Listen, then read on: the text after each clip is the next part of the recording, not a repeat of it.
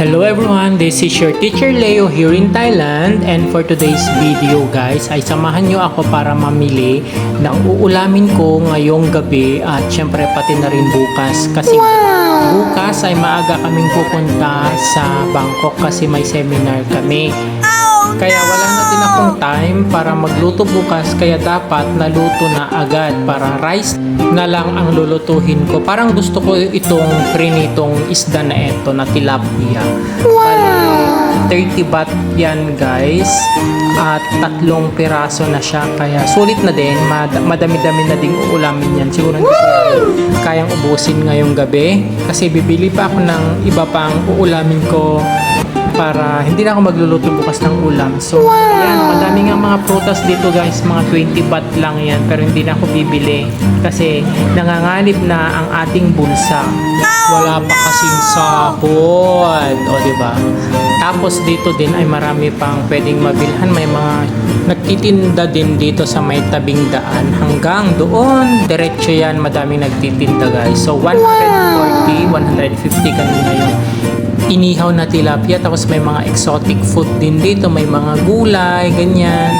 Wow! So, may mga nagbibenta din ng mga milk tea. So, dito nga tayo bibili guys. Parang gusto kong ulamin ito ngayong gabi.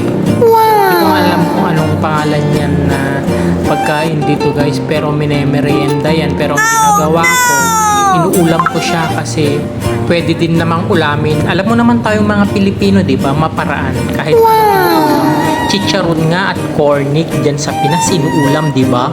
Yan pa kaya na napakasarap. So, sinachap na nga ni ate para ilagay na niya sa supot, tapos lalagyan na niya ngayon ng mga sahog kasi hindi lang pure na ganyan guys. May mga ilalagay din dyan na mga fresh na sili, pipino, ganyan. Turmeric, may turmeric din na na-preserve, o di ba? Yang nakagarapon na yan guys ay turmeric yan na na-preserve, tapos may sili din na hilaw. Diba nga dito mahilig sila sa mga hilaw na inuulam, at dito nga na part ay kinukuha ko yung pambayad ko, pero hindi ko mahugot-hugot kasi nga nagbibideo tayo, tapos medyo nasa ilalim na kasi nga wala nang laman yung pitaka natin, nanganganib na guys. Ano, so naibigay ko na ngayon pambayad natin, at ito nga, pauwi na tayo guys. Ito yung dinadaanan ko papunta at pauwi pag pupunta tayo dun sa may market, o kaya tinatawag nila ditong talat. So talat ang term nila dito ng market, talat. Okay, so that's our word for today. Talat is market. Okay, so may natutunan na kayo dito sa aking vlog na ito. So, tayo naglalakad tayo papauwi. At medyo malayo-layo nga din lang naman ito, pero hindi naman siya as in na sobrang layo. Ito na nga yung nabili kong ulam ko guys ngayong gabi at bukas. Ayan, so magsusurvive na tayo hanggang bukas niyan. And madadaanan mo pala ito parang gym dito sa my park nila guys. So libre lang yung mga yan guys. So provided ng government nila dito, o di ba may libre silang pa-gym. And that's all for today, and I hope na nag-enjoy kayo sa video ko na ito at nadala ko kayo sa palengke, sa talat na binibilhan ko ng ulam every afternoon.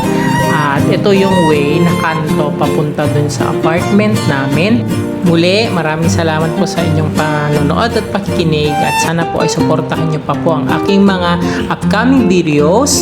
Please like, comment, and share. Bye-bye!